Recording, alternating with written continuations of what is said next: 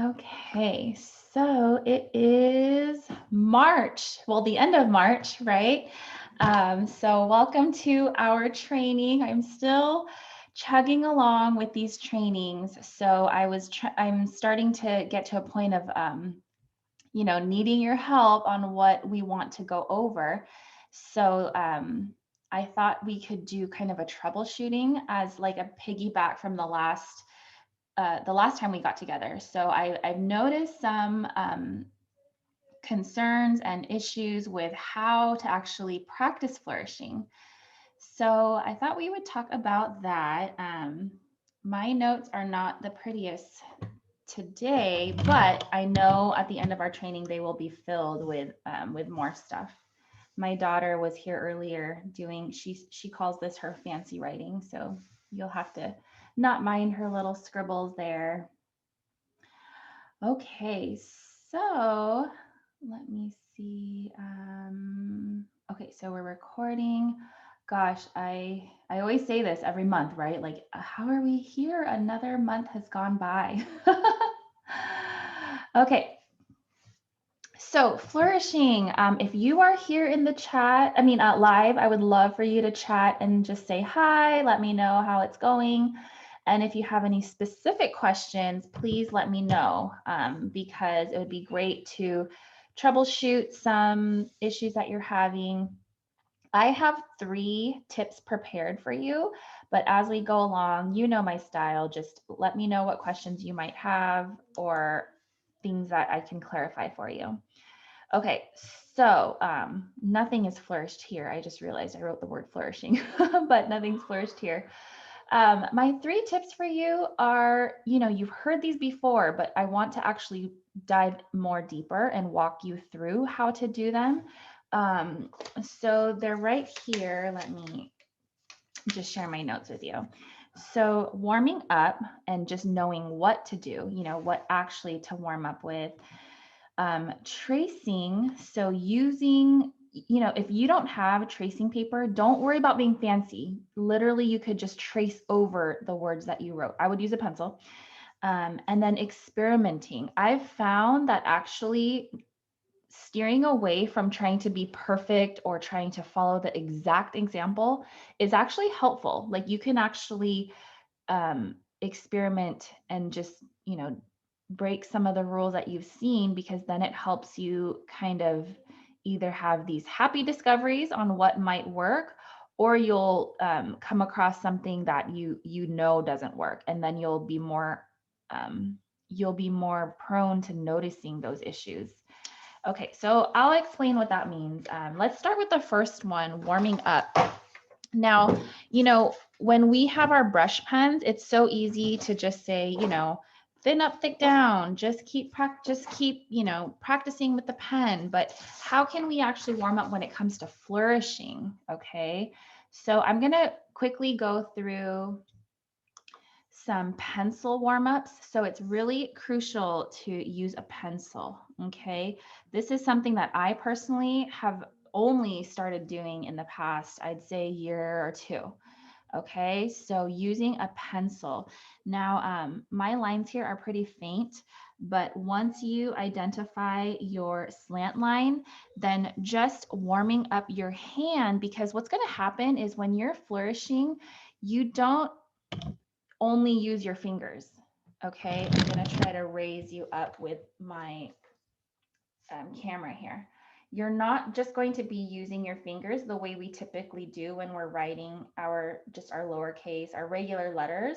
You need to have this freedom of your hand to move across your page, okay?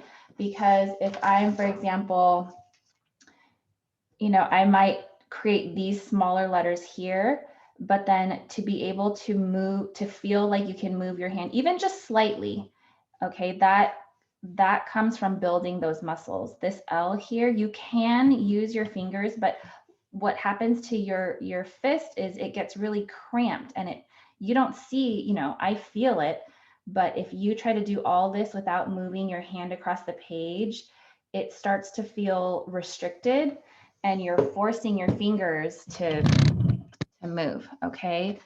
So let's do just a quick run through of the pencil warm-ups that you can try out on your own. Okay. Okay. I had a page here, but now I'm gonna have to do it from memory. Okay. So a couple of them I like doing, and you might see other instructors share this as well. It's a very common thing to just do your ovals. So the first one is we're going to do these kind of the regular oval. Okay. So our direct oval. So don't worry about them being perfect. You can just hold your pencil the way you would hold a brush pen. Okay, don't change your grip on me. So don't hold it in a weird direction. Pretend you would hold it the way you would hold a brush pen, and then just do some ovals, a couple in a row. You can do a couple things. You could do an oval here. You can pick up and do another oval. Just go around and around just a couple of times till it gets, you feel like you've gotten that shape. And then what doing this does is by picking up your pencil, you're giving yourself the chance to say, okay, that's this oval. Let me try another oval. Okay, you're resetting your hand. Okay, so let's do it again, keeping in mind where my slant is, and then I want to find what's comfortable. Okay.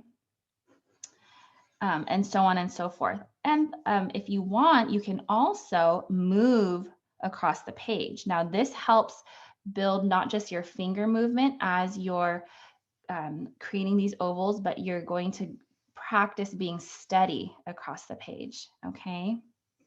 Okay, so here we go. So I'm making these ovals, but I'm slowly traveling. So I'm going in this direction, but I'm traveling this direction, okay? So we're just gonna be adding on. What I like about this is it builds your awareness of where the lines are. Because what happens when a lot of us are flourishing is we lose sight of these guidelines that are made for us to contain our letters. Because what happens if you lose sight of those guidelines, you might have a flourish word that's imbalanced. Okay, you might have a G in the beginning of your word, and you might flourish it one way, and then you write, and then maybe you have a Y, and then you flourish it like this. Okay, so while I had my eye on this large flourish here, it got really tiny. Okay, and so instead, if you build this awareness of your space, then your eye, in your peripheral, as you're making this Y, you'll remember how low you went here, and you might want to open up that one as well. Now I'm going to knock into here, but I hope that makes sense. Okay, so you can build just your balance of your flourishes throughout your letters. Okay. Hi, Katrina. Okay, you'll have to forgive me. I have two Katrinas. Which one are you? And both of you have special news that I don't know if they're secrets to share, but you'll have to tell me which Katrina you are. And you're both local, which is so funny. Castellano or Salumbides, I think. Okay. So you kind of get the point of that top one. And then we're going to do the reverse. Now, this is where it gets hard. I struggle because this is not how we naturally make our ovals. Okay, this is an indirect oval. So same thing, I won't do as many, but same thing, just do a couple here, keeping in mind your slant line and resetting. Okay, try it again. Don't, just take what you did from the first oval, but then make a better one here, okay? And then here, I know, okay, I was wondering which one, because you both have exciting news. Well, I guess I kind of busted you guys out with your surprises. So you'll have to stick around, Katrina, if you have time, so we can catch up. I was secretly hoping you were gonna show up today. Okay, so see how these ones for me are less clean. Like, look at the width of all of these ovals. They're kind of all over the place. So that's one that I'm personally working on. So let's travel again, okay? But we're doing the reverse cycle, okay? So I'm going in the indirect motion, and then I'm going across. Okay. I know, I feel so out of touch with You know, we're so used to social media being at our fingertips that I've kind of fallen off for a couple of months, that I feel like I don't know what's going on, which is a silly thing to think about, right? But that's just where we are, and I feel like I've missed so much. So if you have news, I would love to hear it. I know there are news all over the world, you know, just happy and sad, unfortunately, but I just want you to know that I'm thinking of you, and someday, you know, we will get back to a feeling of being better in touch and in tune with each other. Okay, so the last one I want to share, you'll notice these are just super simple. I don't want it to be complicated. I want you to feel like you can do these, okay? The last two that I'm going to share with you are figure eights. This is a great one for just building your whole arm. So I'm going to bring you up above again. When you do this one, I'm moving my forearm, okay? I can't point to it, but my forearm across the page. So I'm keeping my hand pretty steady on my position of my pencil, and then I'm just moving across the page. This will help build your muscles, and you'll realize that this might be new for a lot of you. We're not used to moving so far across the page. So it helps you open up. Like if you're doing a letter E, it will help you feel more confident in bringing that flourish out and about, versus I should have done what I used to do. I would just keep my fingers tight and feel like I can't go anywhere. But once I achieve, like you kind of unlock these muscles and give yourself permission to move more and more across the page. Let's see a letter A. Instead of just staying here and not moving your hand across the page, you might be able to reach this far, okay? But if you open up your hand and you hold tight to your pen, but you move your forearm, that's the difference between bringing that pen out and here. Okay, sorry, I ran into the E, but I hope you can see that. See how my first one is so limited and so tiny. Okay, I ended here, but if I can open up my hand and have this confidence and this movement, then it just gives me so much more openness to the flourish, okay?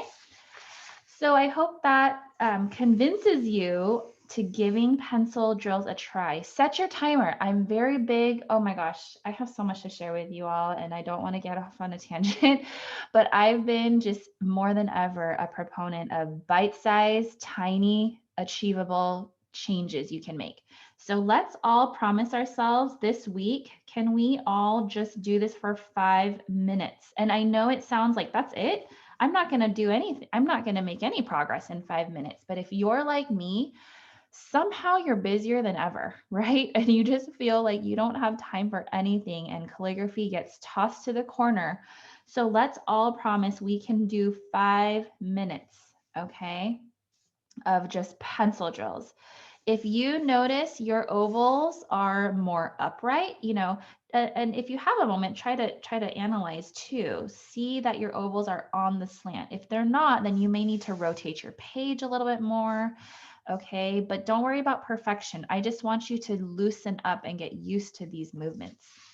Okay, Christy, is it more important to practice ovals and figure eights fast or slow down? Ooh, good question. So she's asking, is it better to be fast like this, right? Or slow down and be more precise? Okay, it's a little bit of both, because if you go too fast, you compromise quality, right? If you go too slow, you might feel shaky. So okay, now that I'm talking this out with you, it's better to go slow and be more precise, because what good is, let me grab a new sheet of paper. What good is creating these ovals, right? Okay, I'm being really dramatically bad, okay? There's no baseline here. If we go too fast, we're not going to build anything. But I know sometimes if you go too slow, you might worry about it being too perfect. Okay. So try to, you know, it's like driving a car. You can't find the perfect speed, right? You know, It's not something, a number you type in. You have to just press your foot on the gas and then you adjust. You take off a little bit or you add a little bit more. So start slowly until you can find that slant line.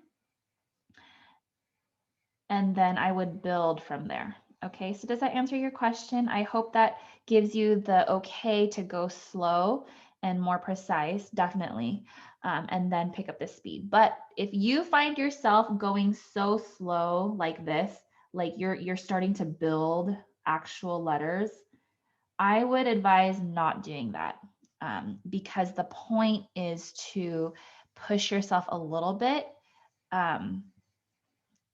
And get a feel for how to open up your hand while maintaining the correct shape. Because then what's going to happen is we're going to be grabbing our pens, and this is literally what I do sometimes. I will circle like an airplane. I will circle above, and then as I place my pen down, then I will slow down. Okay. And then somehow I'm transferring that movement into, okay, ready. And then I'm going to go into it slowly. Okay. All right. That's a great question, because I know it's kind of tricky how fast to do these exercises. Okay. My next tip, I feel like we barely started and I lost things already. Oh, there we go. To trace over and over again. Okay. So there's a couple of ways to do this. If you have a lighter colored pen, this is really helpful, because let's say I'm working on my letter C, okay? I might make my first letter C. Oh, can you see that? I might make my first letter C. Let's say I make it a little bit too upright like this. And the reason why that's too upright is because if you, now here's where the tracing comes in. Pay attention to what the marks you put on the page. So initially, don't pay attention to what you should have done, but look at this. See, my thick stroke is here. If I finish this oval, it kind of looks like this. So watch. I'll just kind of walk you through my process. So I'm going to trace this, right? So this is what oval I kind of nested the C into. Now let's find the axis of this oval. You know that the top part, see where it kind of peaks here? It's up here, and the bottom part is a little down here. Now if I connect those two, see how I am off my slant line? So this is where tracing, just kind of analyzing your own letters. Now let's do it again. So it tells me, okay, I'm a little bit off of the slant line. I need this letter to be more slanted. So instead of so upright, I'm going to do it again. And I'm going to keep in mind where my slant line is. And how can I create an oval that has a thick stroke on the left side of that oval, of that slant line? And then I'm keeping that shape, okay? Then you can go over it again. It's kind of like reinforcing what you're doing with the brush pen, but really using the pencil to your advantage, okay? And the reason why I go to the pencil is because if I take another brush pen, I can trace it, but it just gets really cluttered with all the ink on the page, and you don't want it to start bleeding. So definitely grab a pencil. Or another option is if you have pens like this. I love these types of bullet pens, okay, because they make great tracers, okay? So if I'm again doing my letter C, and maybe I made it too large this time. Maybe I made a C like this, very, very circular. Okay, and here's the rest of my lowercase, okay? So what I can do is take my bullet point and I can go, wow, this oval is really large. What I should have done is maybe trimmed off a bit. So I'm going to trace over it what I should do. So see how I acknowledged what I did. I tried to improve it. And now I'm kind of forcing myself, okay, what I should have done is made that oval a little more narrow. So then it's like this, this process, this rinse and repeat that I'm going to go back over. And I may even use a pencil initially and just trace that oval I created, and, you know, an oval that you feel comfortable with. And I'm going to follow that here. And I'm going to go over and over. So see, when I did this, I don't like how this line and this stroke touched each other. I want more of a space. So you can either trace again, but if, you know, it's kind of cluttered, I might erase. That's why pencils are great. I'm going to bring this up a little higher. That way my C can have, I want some white space. I want some counter space in between those two strokes. So let's keep going over and over, and just building how that feels. So, you know, I'm not even doing a final piece at this point. I am just really focused on narrowing down that stroke, that skill. And then you can move on. Okay, after I get that letter, this is way too far. So I should actually bring that closer. Okay. Okay, and now I'm just really cluttered with all my strokes here on the page. So if you have some marker paper or tracing paper or something that's a little see-through like this, these are great for then going back over and doing what feels like a final piece. So I can go, okay, so here's my airplane, I'm circling above, okay, and then bring this down, here's my C. I feel more comfortable with this spacing. And this is with a pencil, okay? You may want to grab your brush pen, and then we'll do that with our final piece. Okay, so airplaning over and then touching down.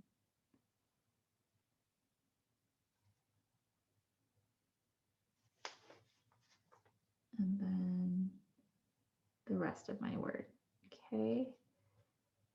So that is my tip on tracing, being okay with these different methods of tracing literally over and over and over, using actual tracing paper to go over to troubleshoot. And this works for all your letters, of course. I'm just using this here as an example.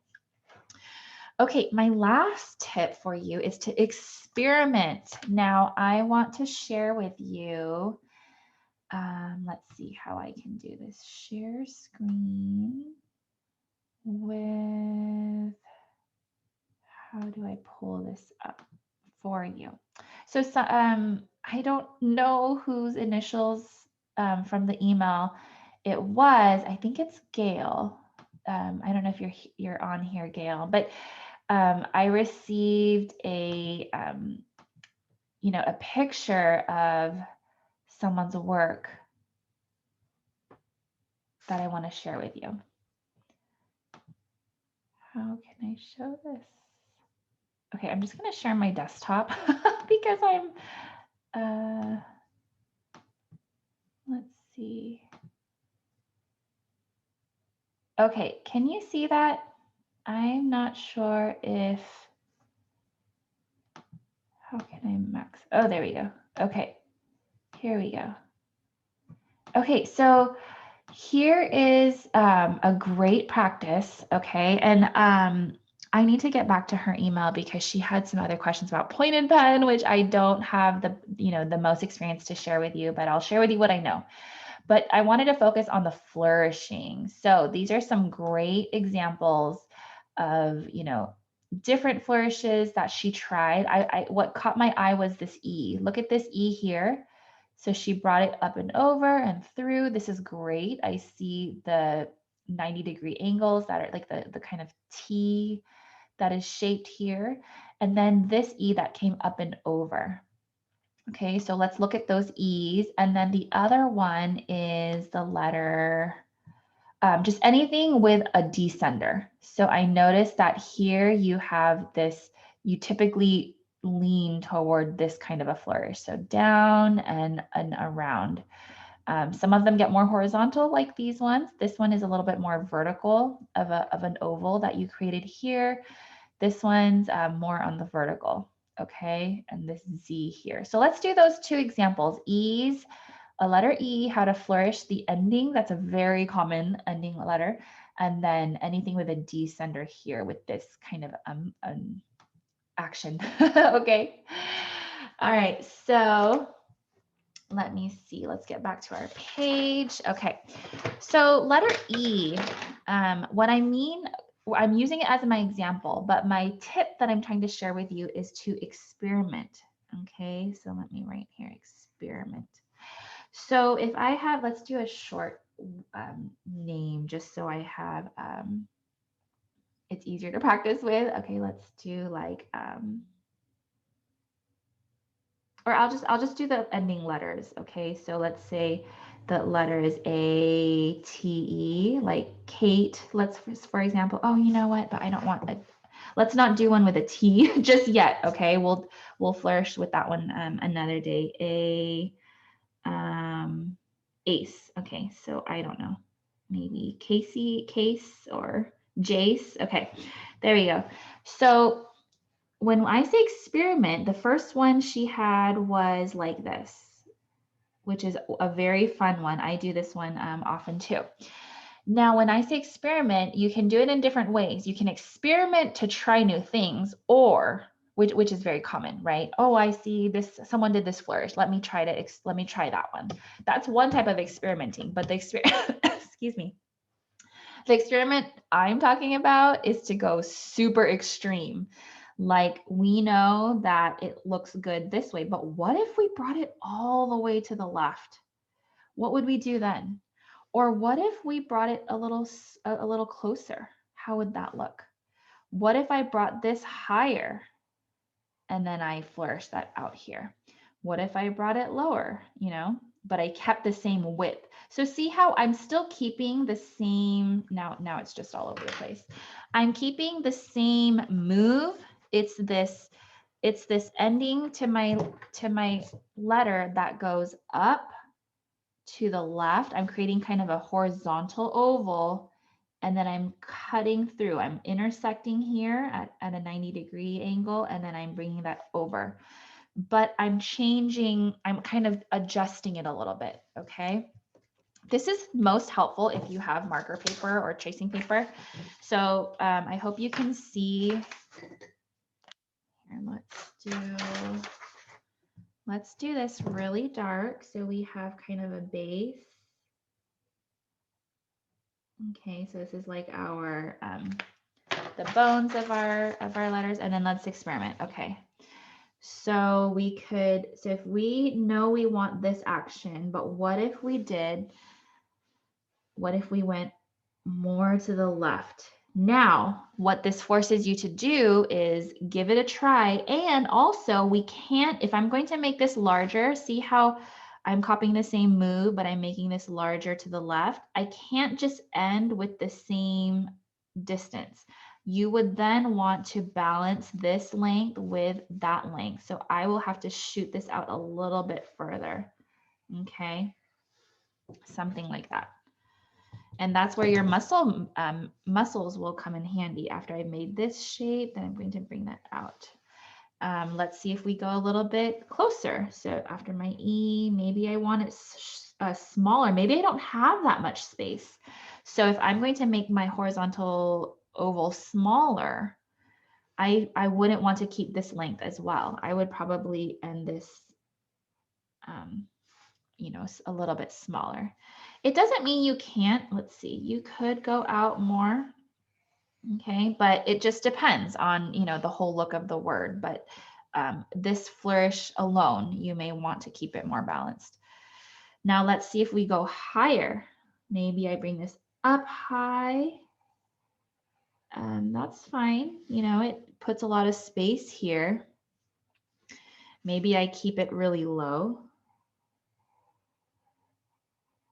Okay, so then I have to keep an eye out. I still want to keep that counter space, that white space. So make sure you don't touch down too low. So does that make sense, this experimenting mode? It's not so much experimenting with different things, but taking one flourish and experimenting that flourish alone. Because what it does is it breaks our mindset to, okay, it has to look this way, to, oh, it could actually look a little bigger. It could be a little higher. It could be, maybe you want it more narrow. Maybe you want the ovals more narrow. Maybe you want see how this oval is very short, you know, the height is like this, but versus an oval like this. See how this is a little bit taller, same width. So, you know, it just gives you a chance to experiment with different ways we can push that one flourish. And, you know, you come across some amazing things. Maybe the name, like I was doing earlier, does have a T somewhere.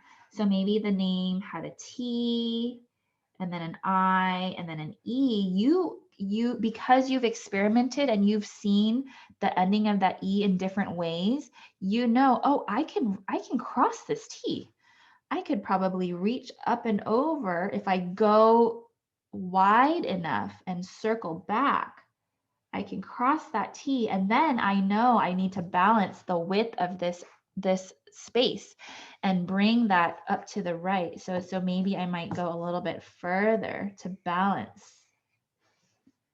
Okay, if you don't do that experimenting, you might feel so limited, and you might end up worse, in my opinion, something like this. You try to cross it, but you don't know how to go that far to the right, and you might cross it like this because all you've practiced is just a very tiny and tight flourish, or you don't have the muscles to feel confident that you can go further and open that space up more. Okay, so that was the letter E. Let's squeeze in that descender that I wanted to share. So I think it looked like this. So the tendency was to have your descending stem loop and then cross over, and then it looked like we were bringing this over around. Okay. And then some descenders, I think it might have been a Y. I'll just stick to the same letter here. It went more horizontal like this. Okay. So see how I even trace my own pencil marks. That first one I did was very flat, like this side of the oval. So I raised it a little bit more so I could get more of a curve. So that's where tracing is really helpful. Don't be afraid to go over and over and over your letters, okay? All right, so here's where the experimenting comes in. What if we make this, so this descending stem loop is kind of your typical, you know, shape, but what if we made that larger? What would that look like? So we could do it again. We could bring this out, and then we would still want to curve that around. But here's one of the things to keep in mind. If I'm going to make this larger, I want to sort of balance this space too. You want to avoid if you bring that out large, but then you stop sooner like this, it just gets really tight. So bring, you know, try to look for balance in your flourishes.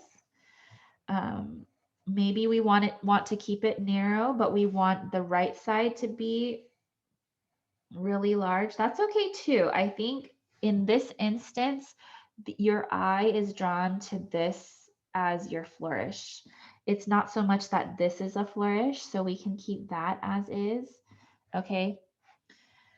Maybe we want to, one experimental thing that I like doing is the size and shape of this oval will affect where you cross this, where these two strokes cross. Because look at, if I use my tracing paper here, if I make an oval that is really wide, I kind of cross here. But if I make an oval that is smaller, okay, I cross a little bit higher, or maybe that's more circular. Maybe I'm trying to do something like this. That's how I can cross higher. Okay, so knowing these things kind of give you, let's see. So I crossed here a little bit lower on that loop, but here I cross a little bit higher. Okay. What else could we do with this? We could experiment. I wanted to point out that in the flourishes that in her example, I noticed that this stroke got really flat. the further out she came out here. So that's something to keep in mind. You know, maybe you want to have a large flourish on the right. Okay, that makes the top flatter.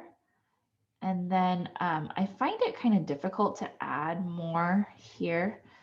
My tendency, you know, and I'm just totally changing the flourish. My tendency when I go out to the left with that oval is to dip back down and then create an oval on the right. Okay, that's just kind of my tendency. And here's me tracing to kind of keep them more even, not perfect, but just a little more balanced and somewhat symmetrical. Okay, so that's just my, you know, just something to experiment with.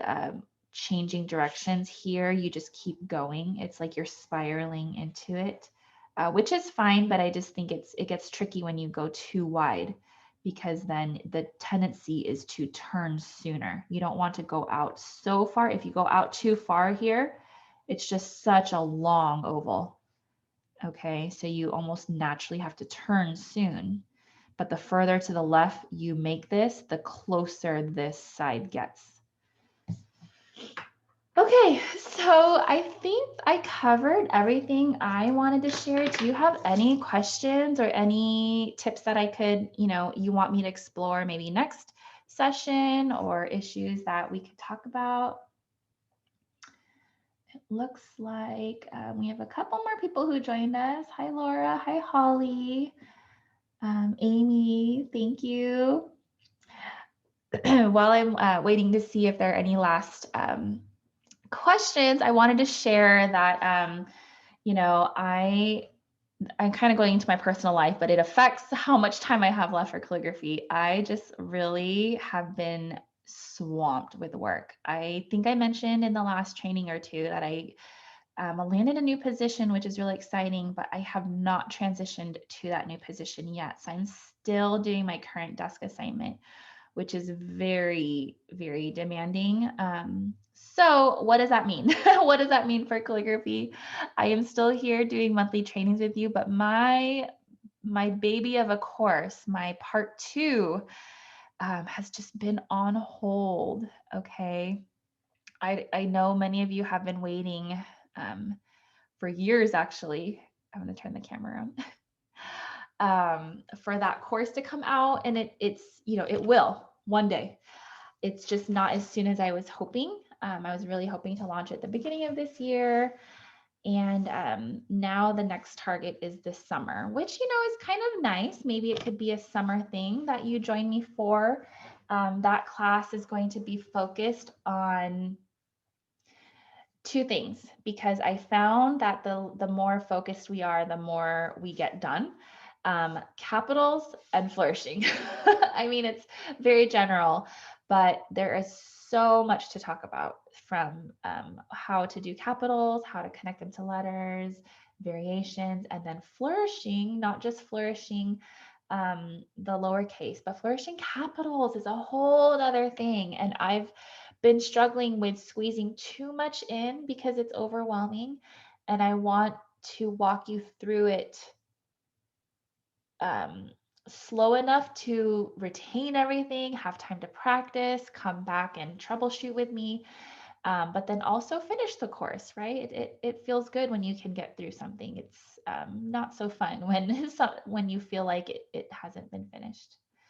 Thanks, Amy. I appreciate it. I hope you are all well and safe and just chugging along. It's been quite the year. I think that's, you know, we've been a year into this situation that we've all been thrown into. I remember in the beginning of the, you know, of everything, that first monthly training, I think I had the most participants. We had like almost 50 people. It was amazing. I think everyone was just clinging for something normal and something that felt, you know, comfortable and we could remember. So I hope you still view these trainings as that, and I hope to, you know, just stay connected with you and keep helping you how I can. you know, I've put a lot on hold with my own calligraphy learning.